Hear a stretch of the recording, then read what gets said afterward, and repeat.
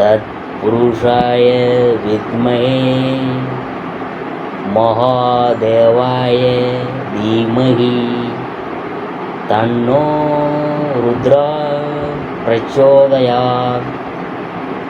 அனைத்து நண்பர்களுக்கும் பிறைசூடன் சார்பாக அன்பான வணக்கங்கள்.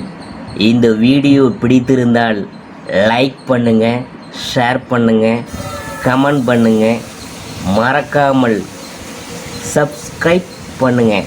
வாங்க வீடியோவை பார்ப்போம். ஆயுளுக்கு காரகன் சனி பகவான். சாதகத்தில் சனி பலம் பெற்றிருந்தால் அந்த சாதகருக்கு ஆயுள், நல்ல மனப்பான்கு, சிக்கன குணம், பொறுமை, தத்துவ ஞானம், வெளிநாட்டு வாசம் ஆகியவற்றை அருள்வார். நீதிமானாக செயல்பட்டு அவரவரின் முன் வினைகளுக்கு ஏற்ப உரிய பலாபலன்களை கொடுத்து மனித வாழ்விற்கு ஒரு அர்த்தத்தை ஏற்படுத்துவார் சனீஸ்வரர். கிரகங்களில் மெல்ல நகர்பவர். அவரை சனைச்சரன் என்று போற்றுகின்றன ஞான நூல்கள். ராசி மண்டலத்தை ஒரு முறை வலம் வருவதற்கு சனி பகவானுக்கு 30 வருஷம் தேவைங்க. அதாவது ஒருவரது வாழ்நாளில் சனி பகவான் 3 முறை வலம் வருகிறார். 3ஐயும் முறையே மங்கு சனி, பொங்கு சனி, போக்கு சனி என்று அழைப்பாங்க.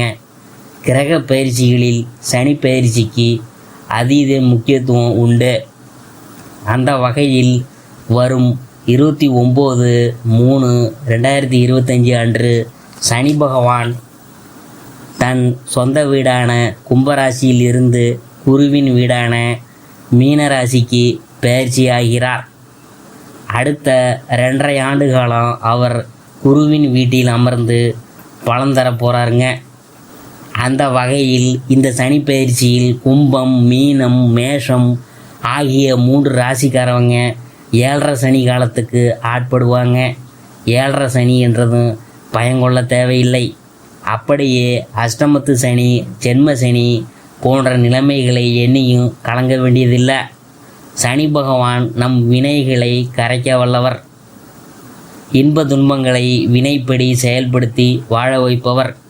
சாதகப்படியும் கோச்சாரப்படியும் சனி பகவான் எந்த நிலையில் இருந்தாலும் அவரின் அருளை பெற சனிக்கிழமையில் சனைச்சர நம என்று சொல்லி அவருக்கு 16 வகை உபச்சாரங்களை அளித்து வழிபடலாம்.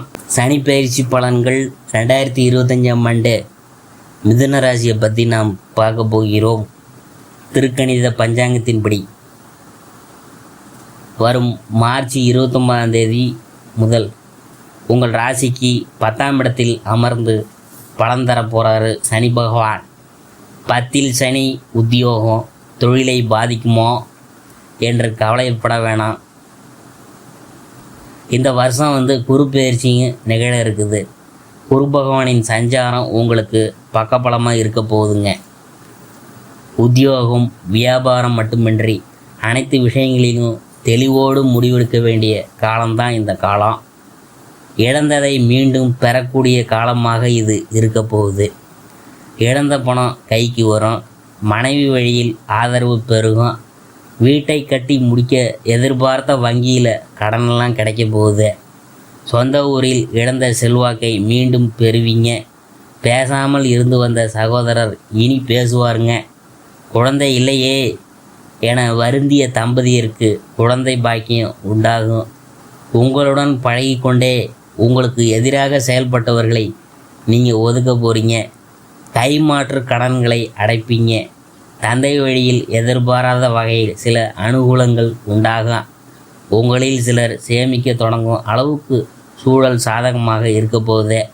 திருக்கோயில் திருப்பணிகளில் உங்களுக்கு முக்கியத்துவம் கிடைக்கும். அதாவது வழக்கு சம்பந்தமான தீர்ப்புகள்லாம் உங்களுக்கு சாதகமாக இருக்க வாய்ப்புண்டு. அடுத்தது சனி பகவானுடைய பார்வை பலன்கள் எப்படி இருக்குன்னு பார்க்கும் பொழுது, சனி உங்கள் ராசிக்கு 4ஆம் வீட்டை பார்க்குறதுனால புது வாகனம்லாம் வாங்கி போடுவீங்க. சிலருக்கு அவர்களுடைய தாயாரின் உடல்நலம் பாதிக்கும். தாய் வழியில் சொத்து பிரச்சனை தலை தூக்கும். எதுக்காக இருந்தாலும் எவருக்காகவும் பொறுப்பேற்று சாட்சி கையெழுத்து போட வேணாங்க.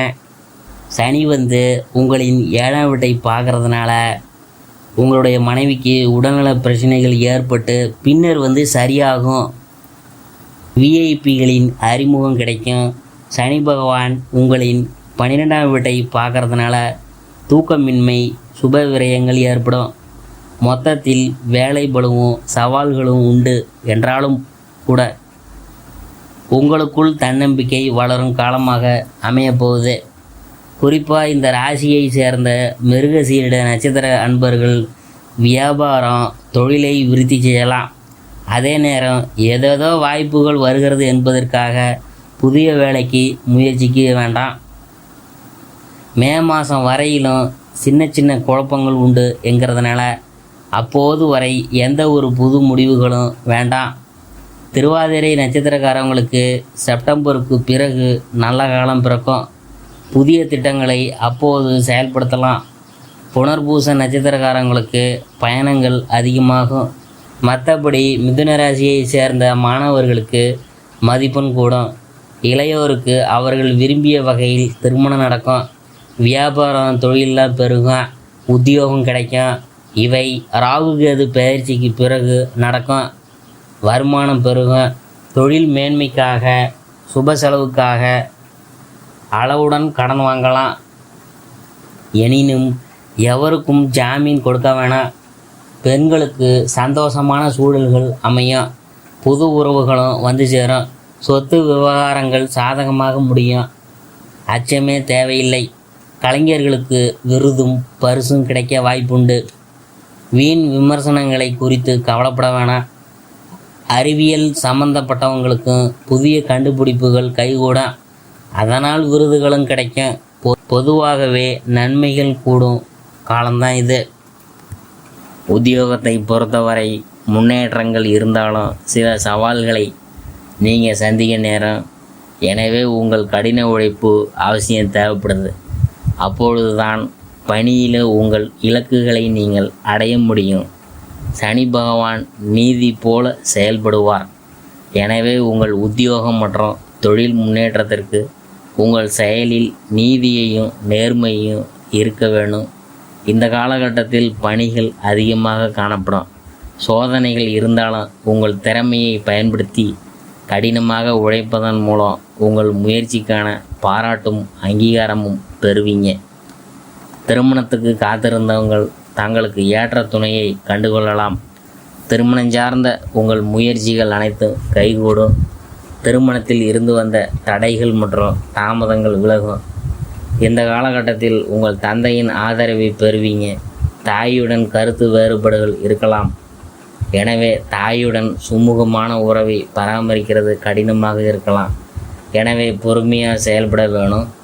இந்த சூழ்நிலையை சமாளித்து சிறந்த வலுவான உறவுக்கான அனுசரித்து நடந்து கொள்வது நல்லது.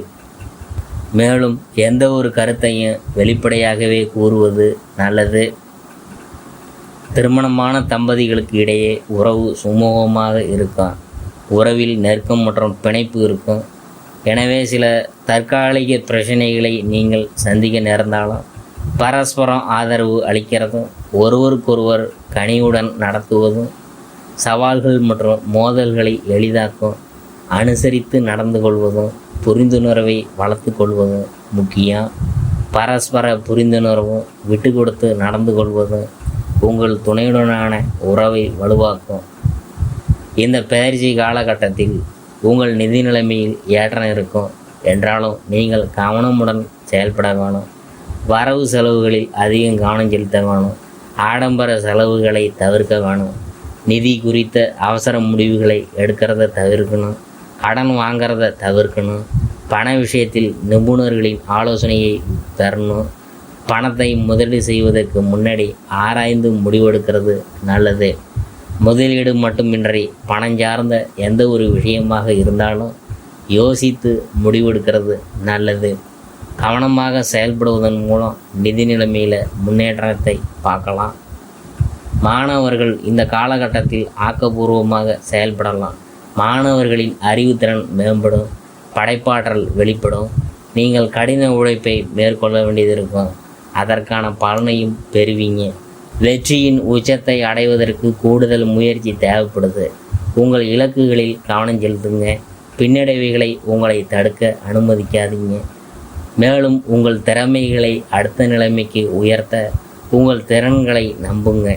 இது அற்புதமான வாய்ப்புகள் நிறைந்த பிரகாசகமான எதிர்காலத்துக்கான பாதை. சிறப்பு படிப்புக்காக வெளிநாடு போக வேண்டிய வாய்ப்பெல்லாம் ஏற்படும்.